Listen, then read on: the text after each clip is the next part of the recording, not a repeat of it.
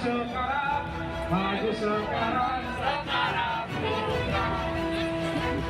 Aksi saling dorong antara mahasiswa dengan petugas kepolisian ini terjadi tepat di depan gedung KPU RI di Jalan Imam Bonjol, Menteng, Jakarta Pusat. Biarkan kami menjemput komisioner KPU.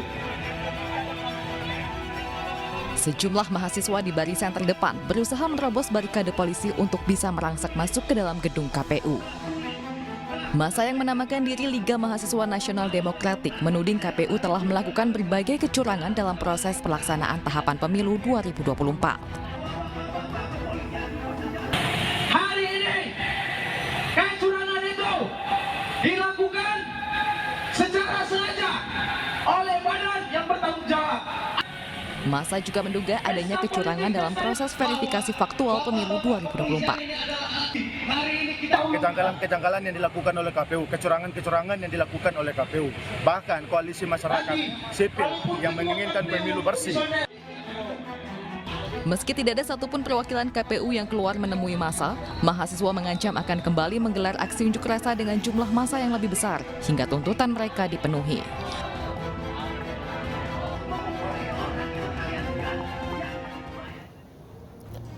Selamat malam, apa kabar pemirsa? Aksi unjuk rasa mahasiswa di depan gedung KPU di Jakarta menjadi pembuka jumpa kita di iNews Prime. Setelah tuntutan terhadap Ricky Rizal dan Kuat Ma'ruf, hari ini jaksa menuntut Verdi Sambo dihukum seumur hidup. Pihak keluarga Yosua merasa tuntutan jaksa tidak sebanding dan menginginkan Sambo dihukum mati. Saya Abraham Silaban, Anda menyaksikan iNews Prime.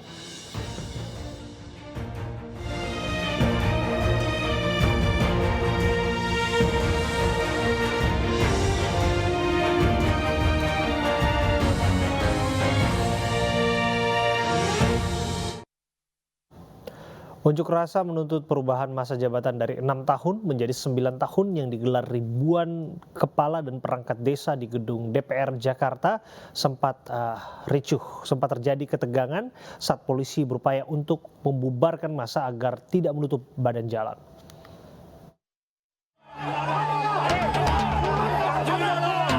Aksi unjuk rasa ratusan kepala dan perangkat desa di gedung DPR Jakarta Pusat diwarnai aksi saling dorong.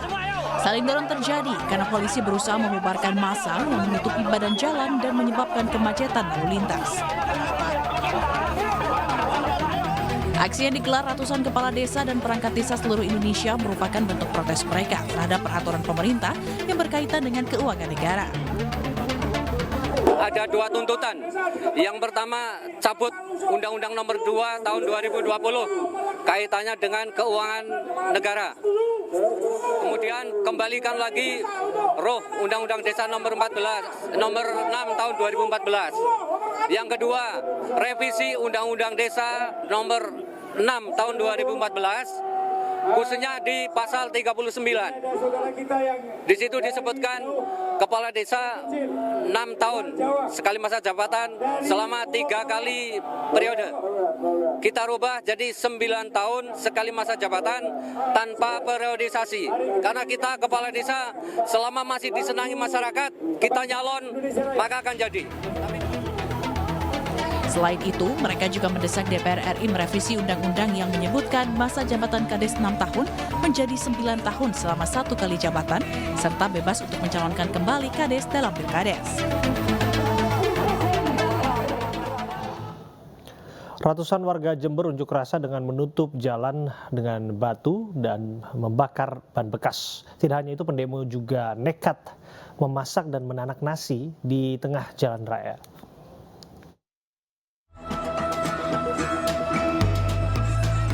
Inilah aksi unjuk rasa ratusan warga di Desa Kasian, Kecamatan Puger, Jember, Jawa Timur. Dengan menutup akses jalan raya Puger Kasian dengan batu gamping, para pendemo juga membakar ban bekas di tengah jalan.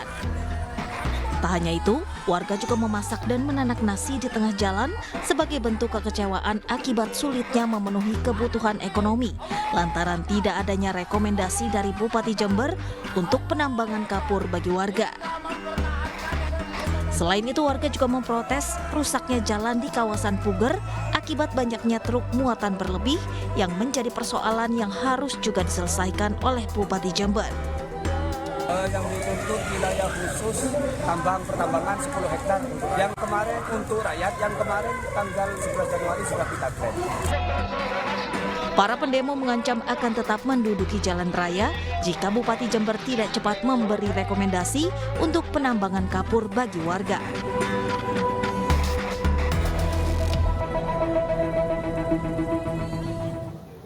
Penyidik KPK menggeledah ruangan gedung DPRD DKI Jakarta. Penggeledahan terkait kasus dugaan korupsi pengadaan tanah di Pulau Gebang, Cakung, Jakarta. Pemirsa, pengusutan dugaan korupsi pengadaan tanah di Pulau Gebang, Cakung sudah masuk tahap penyidikan.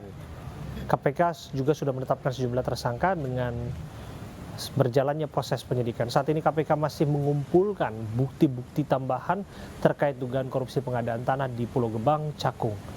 Bukti-bukti dikumpulkan lewat pemeriksaan sejumlah saksi.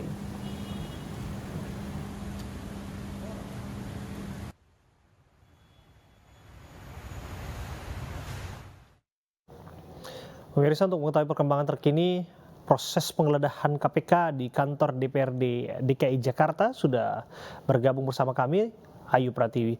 Ayu, apakah proses penggeledahan masih berlangsung sampai malam ini? Ya, baik. Selamat malam Abraham dan juga pemirsa. Saat ini proses penggeledahan sudah selesai, Abraham dan juga pemirsa. Tepatnya tadi pada pukul 18 waktu Indonesia bagian Barat, tim KPK datang ke gedung DPRD Jakarta Pusat untuk melakukan penggeledahan. Dan tepat pada pukul 20:58 waktu Indonesia bagian Barat, tim penyidik keluar dari gedung DPRD Jakarta Pusat dengan membawa sejumlah koper berwarna hitam dan juga merah. Namun kami tidak mengetahui isi koper tersebut apa. Namun tadi kami sempat menanyakan kepada salah satu petugas terkait isi kopernya apa, dan satu petugas hanya menyebutkan bahwa itu hanya terkait dengan berkas. Dan penyelidikan ataupun penggeledahan hari ini terkait dengan adanya dugaan tindak pidana korupsi yang dilakukan dalam kasus pengadaan tanah yang ada di Pulau Gebang, Jakarta Timur pada tahun 2018 hingga 2019, di mana pengadaan tanah ini merupakan proyek badan milik daerah yang ada pada 2018 hingga 2019. Dan kami juga tadi mendapatkan informasi dari salah satu tim penyidik KPK bahwa tim penyidik KPK sudah menetapkan beberapa tersangka. Namun hingga saat ini tim penyidik KPK masih enggan untuk memberi informasi lebih lanjut siapakah para tersangka tersebut. Namun yang kami dapat informasikan, Abraham dan juga pemirsa, tim penyidik KPK sudah memeriksa anggota DPRD DKI fraksi Gerindra yaitu M. Taufik, dan juga sudah memeriksa pegawai Badan Pertahanan Nasional atau BPPN. Abraham, kembali ke Anda. Baik, terima kasih Ayu Pratiwi, laporan Anda langsung dari gedung DPRD DKI Jakarta. Pemirsa, kebakaran melanda rumah dinas Kapolda Papua Irjen Matius Fakhiri. Seluruh bangunan utama hangus dilalap api, diduga api pertama kali muncul dari ruang kamar.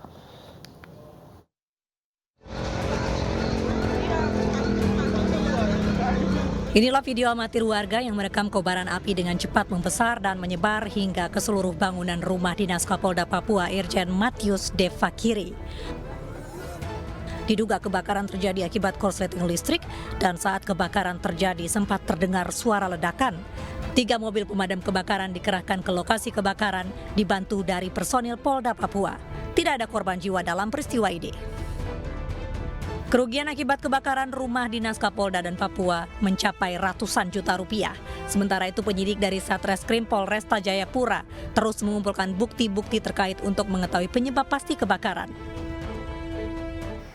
Penyebab kepastian dari kebakaran di rumah Bapak Kapolda hingga saat ini masih dalam tahap penyidikan oleh Polres Kota Jayapura dan Lapor Polda Papua. Jadi untuk sementara diduga masih karena hubungan arus pendek yang menyebabkan terjadinya kebakaran. Sementara itu Natalius Pigai selaku aktivis HAM mempertanyakan kebakaran rumah dinas yang tidak bisa diatasi. Ia pun menduga kuat rumah dinas Kapolda Papua sengaja dibakar.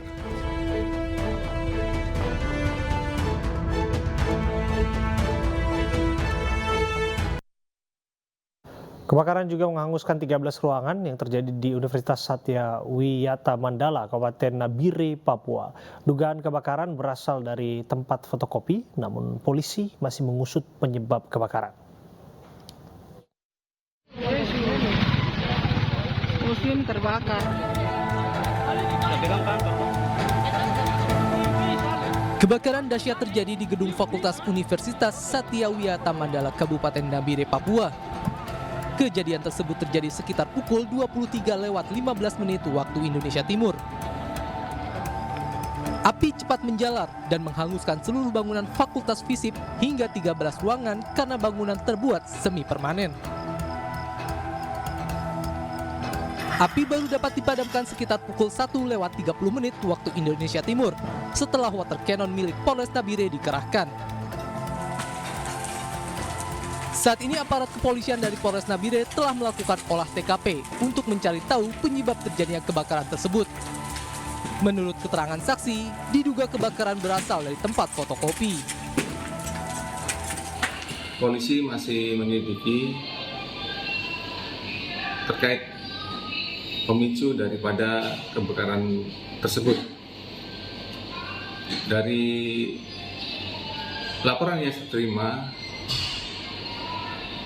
dari Kapolres, memang api diduga berasal dari tempat fotokopi Fakultas Fisip dari saksi mata yang menyampaikan informasi tersebut.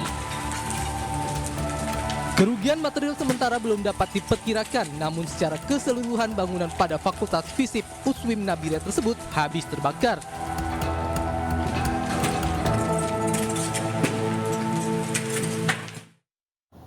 Desa Kantor Dewan Perwakilan Rakyat Daerah Indragiri Hulu, Riau terbakar. Besarnya kobaran api membuat pegawai panik dan kabur keluar gedung.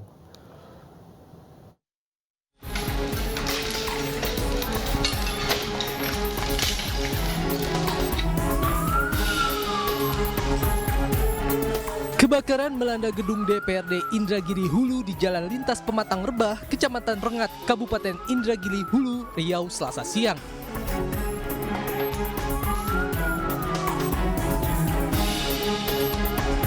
Kebakaran menghanguskan bangunan lantai 2 gedung itu. Besarnya kobaran api membuat asap hitam tebal membumbung tinggi. Kebakaran terjadi saat jam kerja, hingga para pegawai di gedung itu panik dan berhamburan keluar gedung untuk menyelamatkan diri.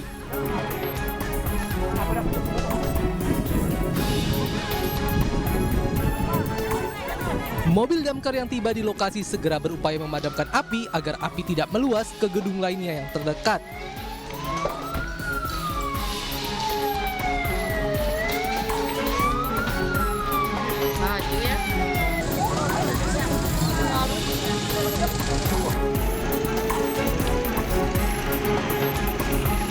Memang benar hari ini telah terjadi kebakaran gedung DPRD Kabupaten Indragiri Hulu yang terjadi sekira pukul 12.30 atau menjelang sholat zuhur tadi, serta untuk saat ini kita belum mendapatkan laporan tentang adanya korban jiwa.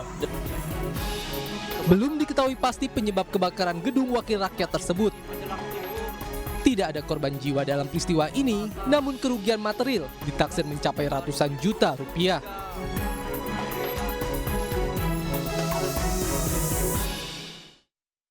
Kasus keracunan sekeluarga di Bantar Gebang, Kota Bekasi, Jawa Barat menemui titik terang. Polisi menangkap 3 orang yang saat ini masih diperiksa intensif.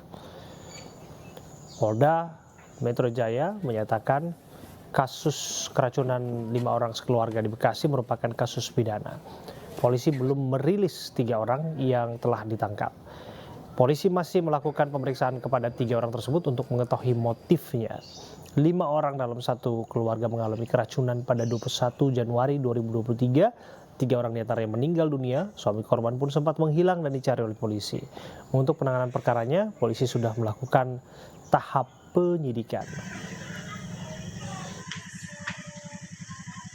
Pada tindak lanjutnya, dilakukan penangkapan terhadap pelaku yang bekerja sama antara Polres Metro Bekasi Kota dengan Direktorat Reserse Kriminal Umum Polda Metro Jaya.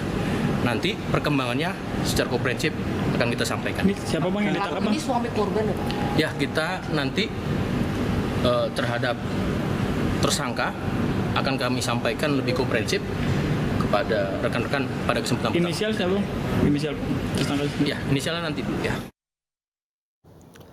Verdi Sambo dituntut hukuman seumur hidup. Benarkah keluarga Yosua kecewa? Kami hadirkan informasinya selamat pagi untuk Anda.